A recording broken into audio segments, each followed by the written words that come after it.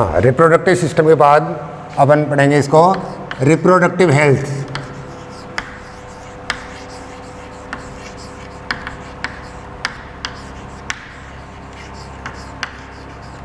Reproductive health, देखिए reproductive health में कई डेफिनेशन रिप्रोडक्टिव हेल्थ की दी गई है, लेकिन WHO के अनुसार, according to WHO,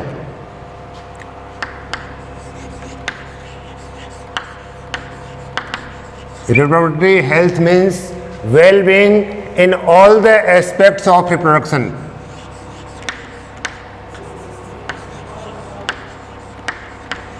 All aspects of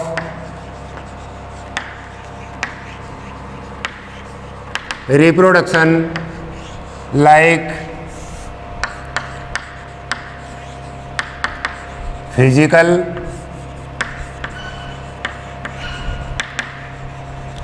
emotional,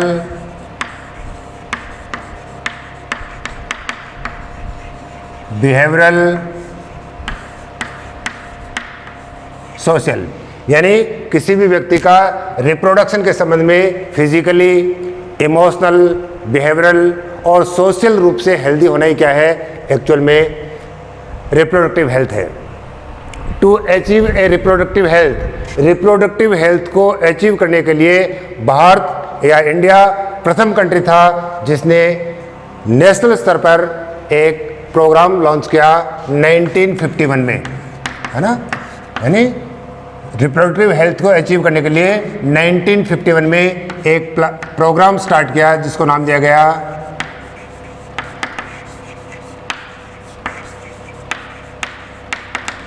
family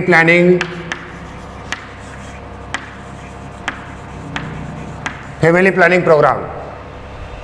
ठीक है, ये जो फैमिली प्लानिंग प्रोग्राम है, इसकी सफलता को देखते हुए वर्तमान समय में इसमें कुछ और मॉडिफाई किया गया इसको, और वर्तमान समय में ये जो प्रोग्राम वो चल रहा है RCH,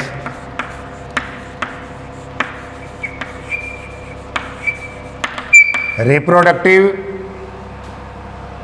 and child health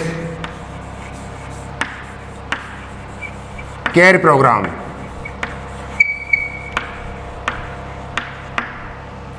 reproductive and child health programme के अंतर्गत कुछ गवर्नमेंट और नॉन गवर्नमेंट ऑर्गेनाइजेशंस यानी NGOs के द्वारा ऑडियो विजुअल या प्रिंट मीडिया द्वारा रिप्रोडक्टिव हेल्थ के बारे में लोगों को अवेयरनेस लाने के लिए कई तरह के प्रोग्राम चलाए जा रहे हैं। जैसे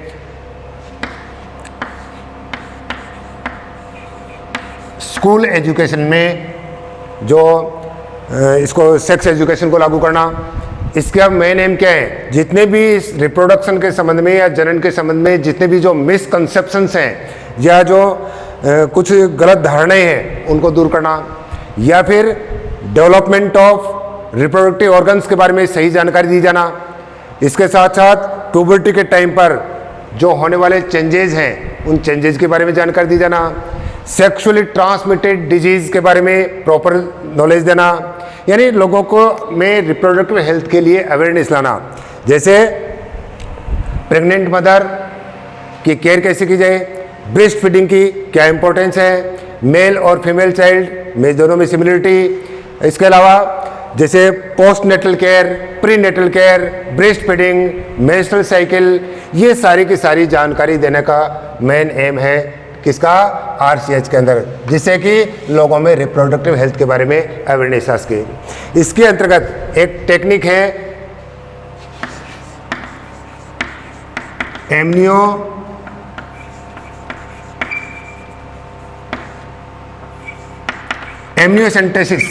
एमनियोसेंटेसिस टेक्निक का जो मिसयूज है उसको भी कंट्रोल करना इसका मेन एम है। एमनियोसेंटेसिस टेक्निक में क्या होगा कि प्रेग्नेंट फीमेल में उनके जो यूटेरस से एमनियोटिक फ्लूइड को इंजेक्शन के द्वारा प्राप्त किया जाता है, उस एमनियोटिक फ्लूइड में जो क्रोमोसोम्स हैं,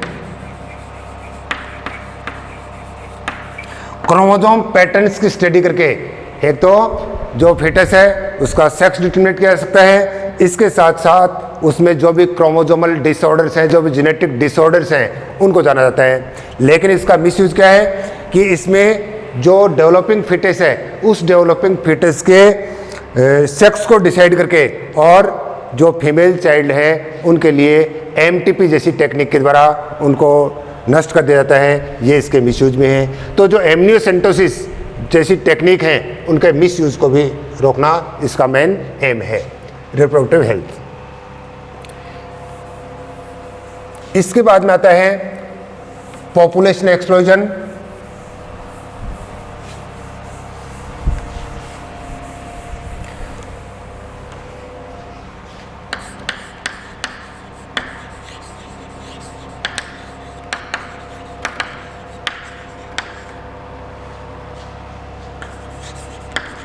पॉपुलेशन एक्सप्लोजन का मतलब पॉपुलेशन में तेजी से ग्रोथ। और इंडिया में जो पॉपुलेशन एक्सप्लोजन का जो मेन कारण है, जनसंख्या विस्फोट का जो मेन कारण है, वो मेन कारण है एक तो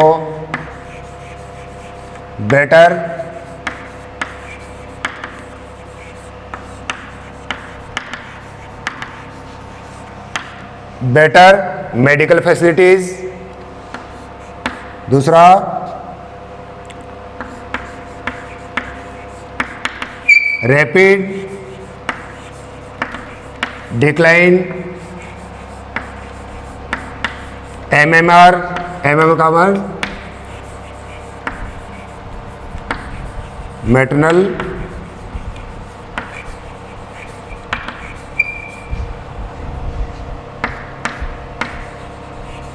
मोर्टेलिटी रेट,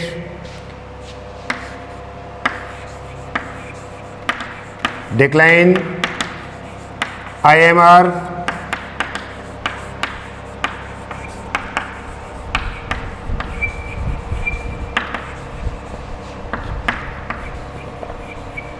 and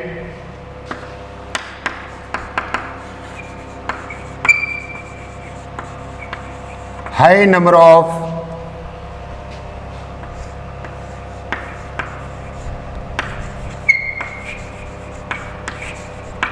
रिप्रोडक्टिव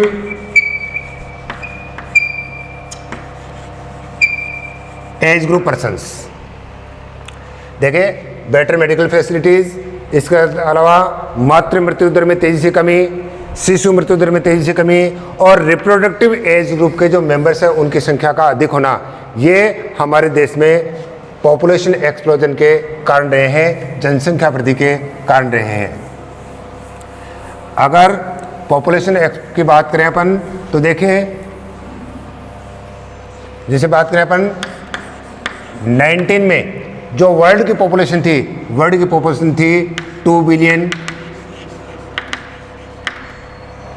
जो 2000 तक इंक्रीज होकर कितनी होगी, करीब 6 बिलियन। अगर अपन इंडिया की बात करें तो इंडिया में देखें, इंडिपेंडेंस के समय 1947 में जो पॉपुलेशन थी वो पॉपुलेशन थी करीब कितनी, 350 मिलियंस। और 2000 में ये पॉपुलेशन इंक्रीज होकर कितनी होगी, 1 बिलियन। एंड सेंसस 2011 की बात करें तो वर्ल्ड की पॉपुलेशन करीब 7.2 billions, Indian population about 1.2 billions. It means every 6 person in world is Indian. World में प्रत्येक छठा व्यक्ति है वो क्या है, भारतीय है। इसके लिए क्या होगा, इस पॉपुलेशन, बढ़ती हुई पॉपुलेशन के लिए शेल्टर यानी आवास के लिए, क्लॉथ कपड़े के लिए, फूड भोजन के लिए एक बड़ी समस्या हो सकती है। इसलिए पॉपुलेशन को कंट्रोल करने के लिए लोगों में अवेयरनेस लानी होगी। किसके लिए, कॉन्ट्रासेप्टिव्स के लिए।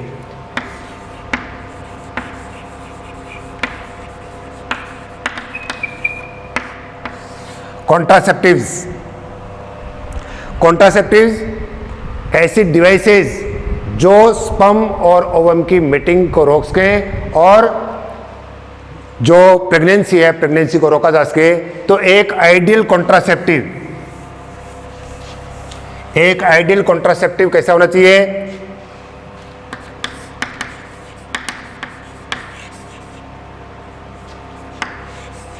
फ्रेंडली यूजर होना चाहिए, मोर इफेक्टिव हो जाना चाहिए, इजीली अवेलेबल होना चाहिए। इसके अलावा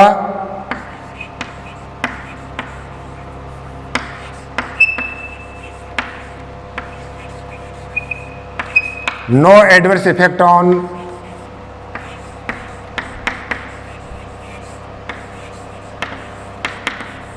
सेक्सुअल डिजायर ऑफ यूजर,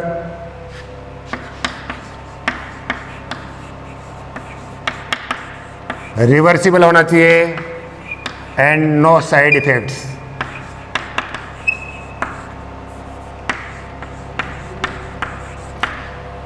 एक जो आइडियल कॉन्ट्रासेप्टिव है वो फ्रेंडली यूजर होना चाहिए, ज़्यादा इफेक्टिव होना चाहिए, मोर इफेक्टिव होना चाहिए, इजीली उसकी अवेलेबिलिटी होनी चाहिए, और जो यूजर है उसकी सेक्सुअल डिजायर पर उसका कोई एडवर्स इफेक्ट नहीं होना चाहिए, रिवर्सिबल होना चाहिए, और उसके साइड इफेक्ट भी नहीं होने चाहिए।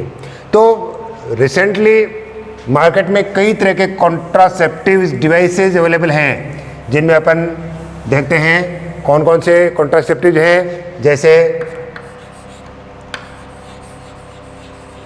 नेचुरल मेथड्स हैं, इसके अलावा बैरियर्स हैं, बैरियर्स के अलावा आईयूडीज हैं, आईयूडीज के अलावा ओरल कॉन्ट्रासेप्टिव्स हैं, ओरल कॉन्ट्रासेप्टिव के अलावा इम्प्लांट है, इम्प्लांट है, इम्प्लांट। तो ये कई तरह के जो कॉन्ट्रासेप्टिव अवेलेबल हैं। सबसे पहले अपन देखते हैं natural methods. Natural method means prevent the meeting of sperm and ova by natural method without any device, यानी स्पर्म और ओवम की मीटिंग को बिना किसी डिवाइस के नेचुरल मेथड से रोकना। जैसे इसका फर्स्ट मेथड रहता है, अपन लेते हैं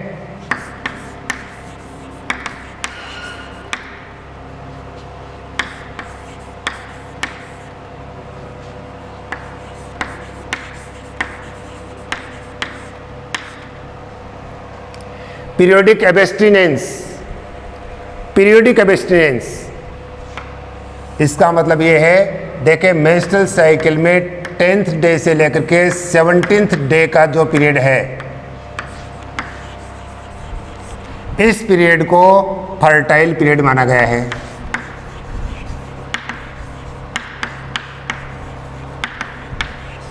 क्यों? क्योंकि इस पीरियड के दौरान ओव्यूलेशन के चांस मैक्सिमम होंगे। तो मेंस्ट्रुअल साइकिल के 10th डे से लेकर के 17th डे का जो पीरियड है, उस पीरियड को इंटरकोर्स के लिए अवॉइड किया जाना चाहिए। अगर इस पीरियड को अवॉइड करते हैं तो उसमें प्रेगनेंसी के चांस है वो मिनिमम रहते हैं। क्यों? क्योंकि 10th से लेकर के 17th डे का जो पीरियड है वो एक ओव्यूलेटरी डे माना गया है, इसको फर्टाइल पीरियड माना गया है। तो इस दौरान इंटरकोर्स से बच करके प्रेगनेंसी से बचा जा सकता है।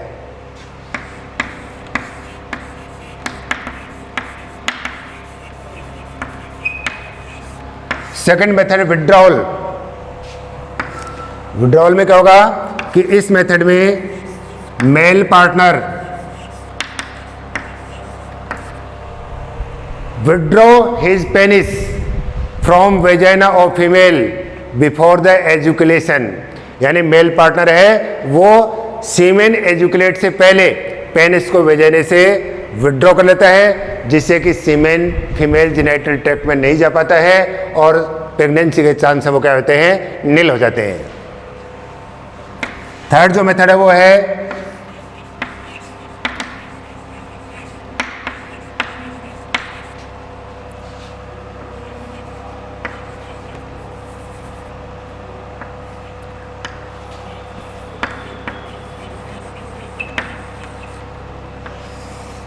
Lactational amenorrhoea.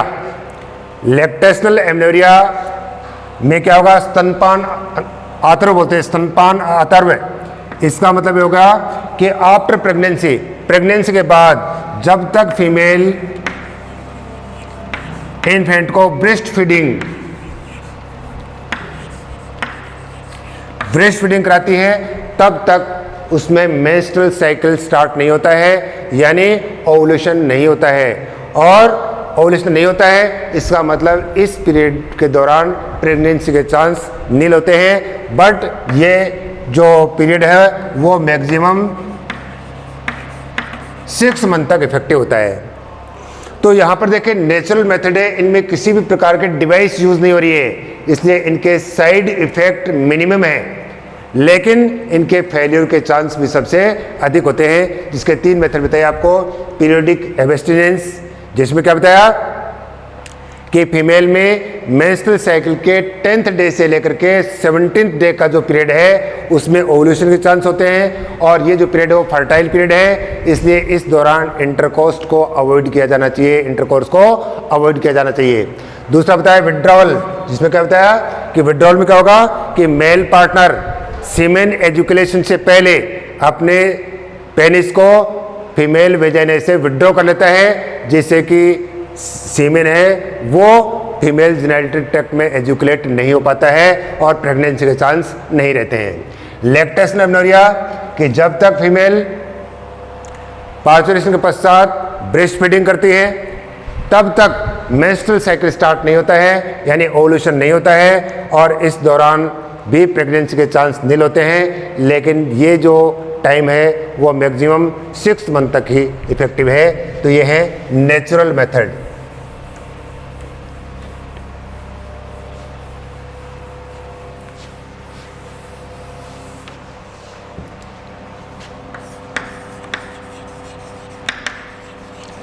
बैरियर्स, अवरोध, यानी prevent the meeting of sperm and ovum by use of any barrier, किसी भी बैरियर के द्वारा स्पर्म और ओवम को पर मीटिंग को रोकना, उनको मिलने से रोकना। इसके लिए कई तरह के डिवाइस हैं, जैसे condoms, they are made up of rubber और thin sheet of latex, latex की पतली शीट से बने होते हैं। They are available both for male and female, ये मेल और फीमेल दोनों के लिए अवेलेबल है। मेल्स के लिए कंडोम का एक ब्रांड निरोध काफ़ी फेमस हुआ है, निरोध ब्रांड। तो यहाँ पर देखिए मेल और फीमेल दोनों के लिए कंडोम्स अवेलेबल हैं। इनमें क्या होगा कि इंटरकोर्स से पहले मेल कंडोम के द्वारा क्या होगा कि मेल के पेनिस को कवर कर दिया जाता है, और फीमेल कंडोम में फीमेल के सर्विक्स और वेजाइना को कवर कर दिया जाता है, जिससे कि सीमेन यानी स्पर्म्स फीमेल जेनिटल ट्रैक्ट में इंटर नहीं हो पाते हैं। तो कंडोम्स के भी हैं। कंडोम्स आर डिस्पोजेबल, यानी इनको रीयूज में नहीं किया जा सकता। और साथ में क्या होगा, रिसेंटली इनका जो यूज है वो काफ़ी बड़ा है। क्योंकि ये कॉन्ट्रासेप्टिव होने के साथ साथ, प्रेगनेंसी को रोकने के साथ साथ ये सेक्सुअली ट्रांसमिटेड डिजीज से भी प्रोटेक्शन देते हैं, इसलिए कंडोम्स का यूज बढ़ा है। इसके अलावा सर्वाइकल कैप,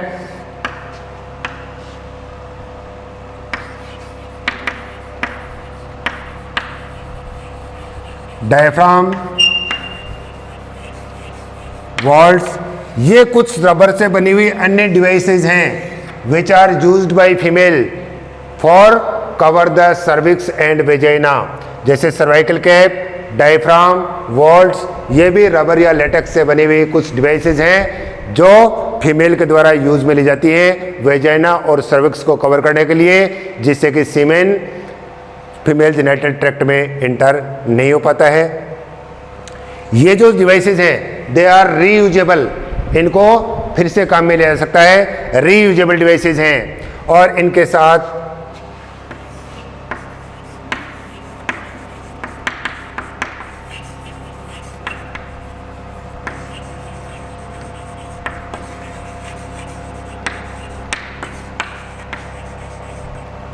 अगर इनके साथ स्पर्मिसाइडल क्रीम, जेली, फोम इनका भी उपयोग किया जाए तो इनकी एफिशिएंसी है वो बढ़ जाती है।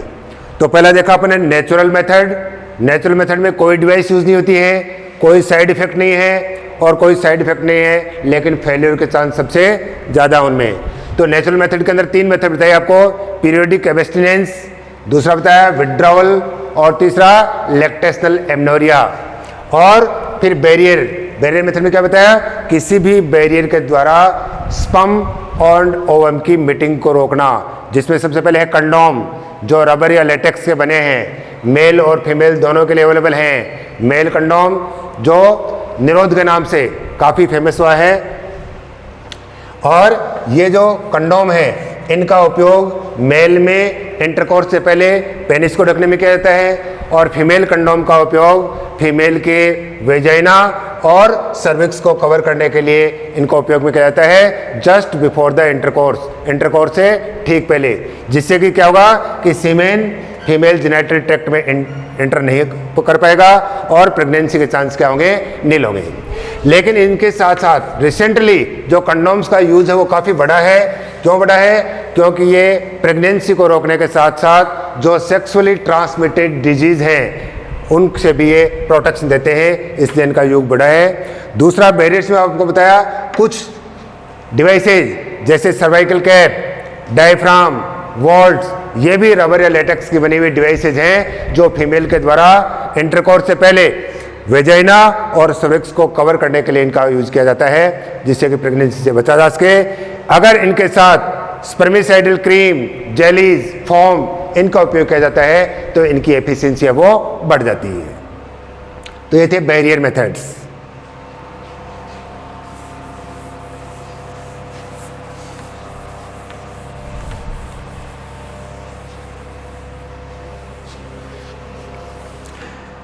तीसरे अपन लेते हैं आईयूडीज।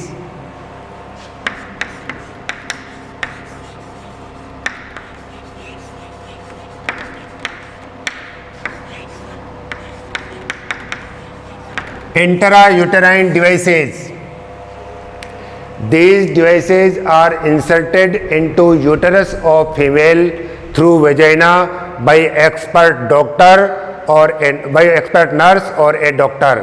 ये ऐसी डिवाइसेज हैं जिनको वेजाइना के थ्रू एक्सपर्ट नर्स या डॉक्टर के द्वारा फीमेल के यूटरस में इंसर्ट किया जाता है। ये मेनली 3 तरह के हैं, 3 टाइप्स। पहले हैं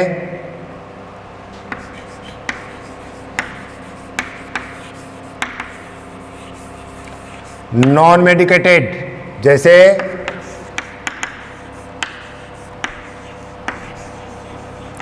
लिपेस लूप। दूसरे हैं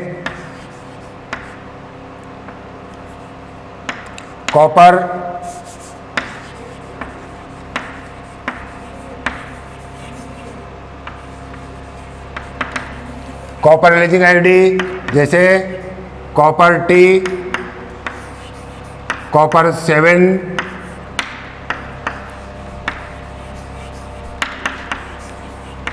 Multiload 375, they are copper releasing IUDs. Third है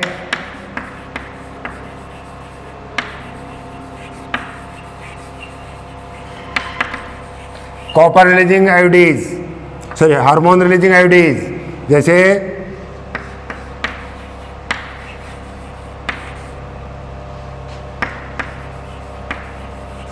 प्रोजेस्टासर्ट और LNG-20। तो देखें non medicated IUDs, Lippes loop, copper releasing IUD and hormone releasing IUD. अब बात करते हैं अपन copper releasing IDs.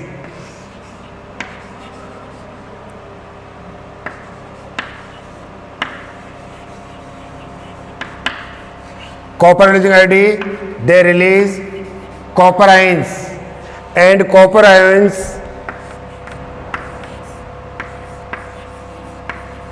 decrease the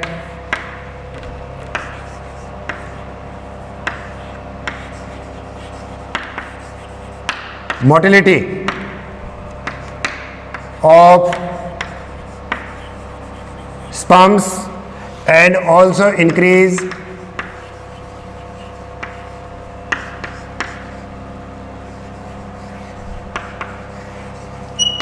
phagocytosis of sperm and decrease capacity of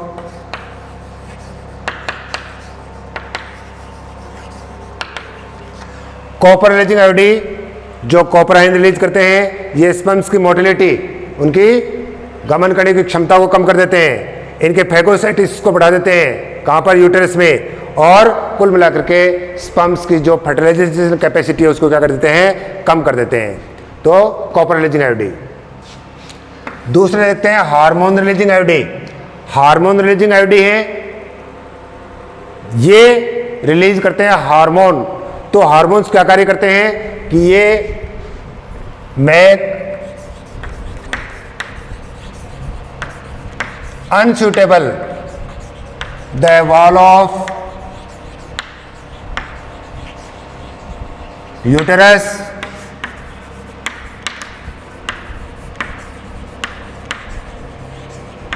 for implantation and cervix hostile the sperms।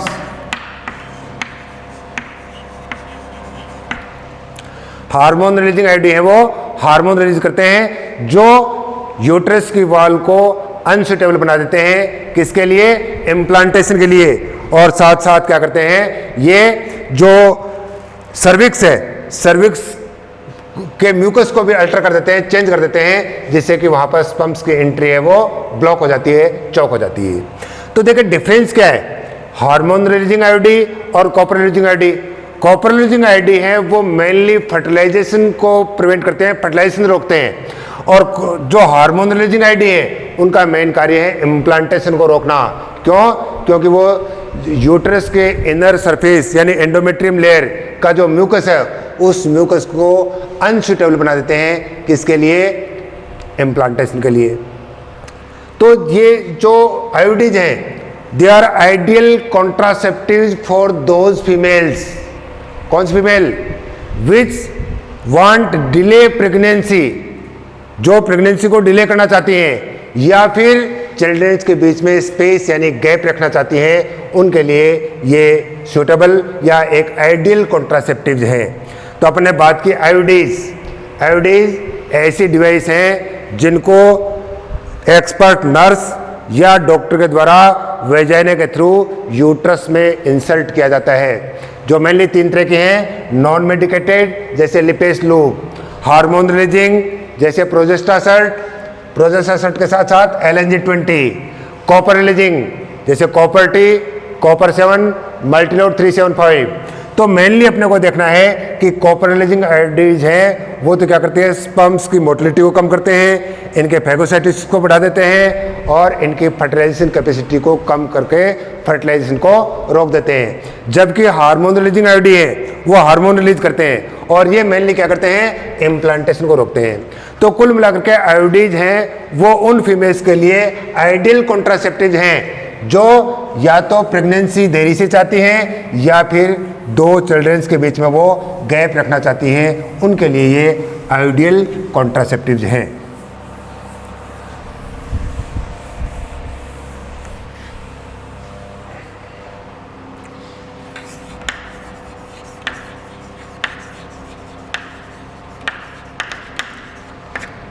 ऑरल contraceptives. ऑरल contraceptive में देखें या तो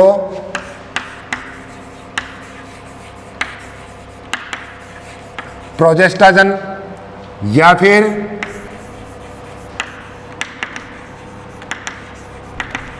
combination of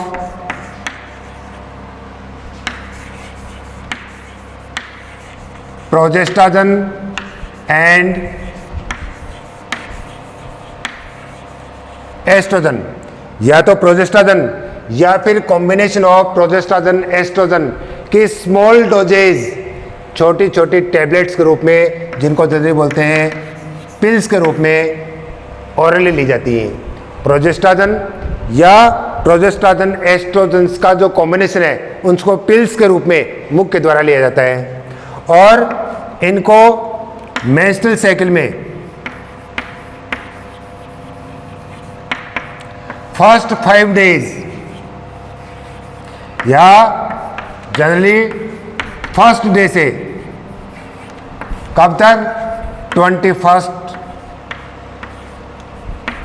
day तक, यानी मेंस्ट्रुअल साइकिल में जनरली फर्स्ट डे से स्टार्ट करके और 21वें दिन तक एवरी डे एक पिल मुख्य द्वारा ली जाती है। उसके बाद में आफ्टर गैप ऑफ 7 डेज, 7 दिन के गैप के बाद फिर से इसी प्रोसेस को रिपीट किया जाता है। कब तक, जब तक कि प्रेगनेंसी से बचना है, जब तक कि प्रेगनेंसी से बचना है तब तक ये मेथड अपनाया जाता है। ये जो ओरल कॉन्ट्रासेप्टिव है, ओरल कॉन्ट्रासेप्टिव्स का जो मेन एक्शन है वो क्या है, prevents ovulation, they prevents ovulation as well as also prevents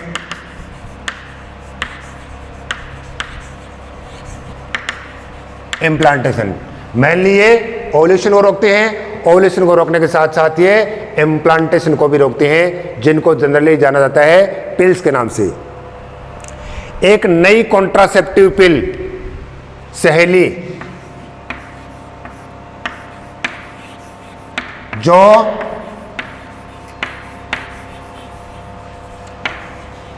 non steroid pill है, जिसको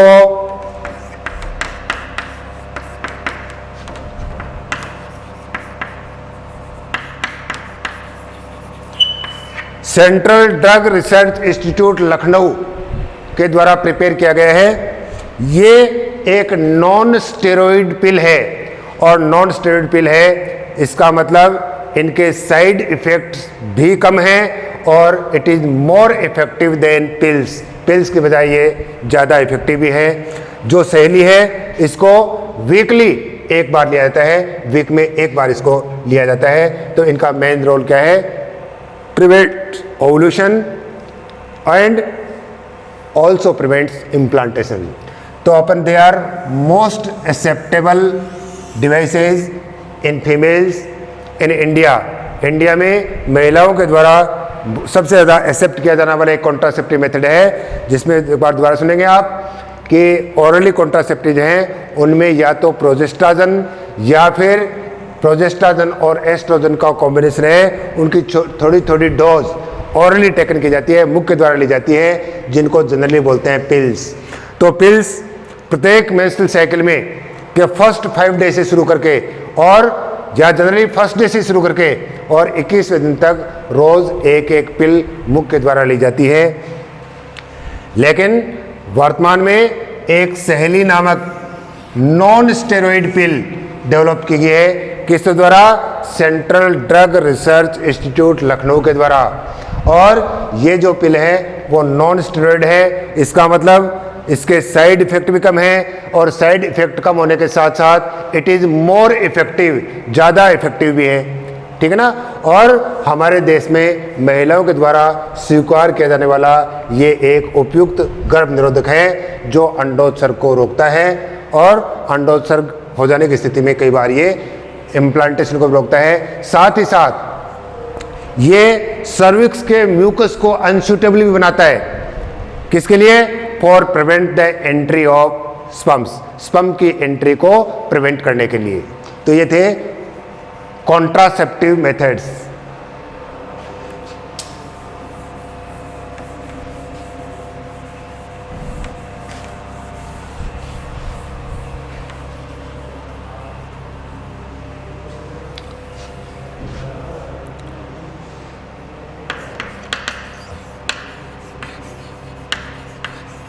Implants.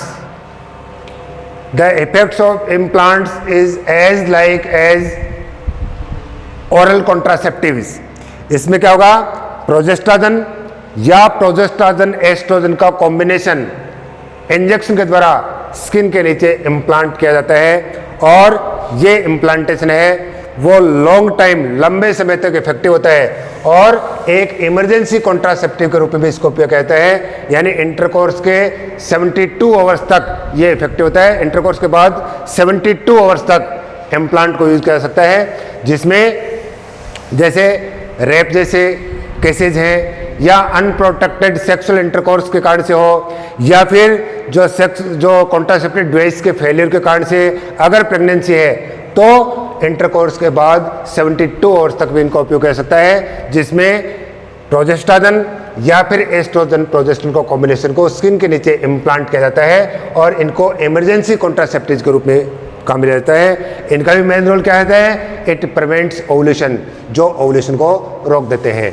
तो इम्प्लांट्स को इमरजेंसी कॉन्ट्रासेप्टिव के रूप में उपयोग में लिया जाता है। इसके बाद में कुछ अदर जो मेथड्स हैं, जैसे सर्जिकल मेथड्स हैं, है ना, सर्जिकल मेथड के साथ साथ फिर कुछ अदर टेक्निक्स हैं जो एम तो नहीं है कॉन्ट्रासेप्टिव का, लेकिन पॉपुलेशन को कम करने में हेल्प करते हैं, जैसे एमटीपी है कुछ। फिर उसके बाद अपन देखते हैं सेक्सुअली ट्रांसमिटेड डिजीज हैं, इनके बारे में नेक्स्ट क्लास में अपन पढ़ेंगे।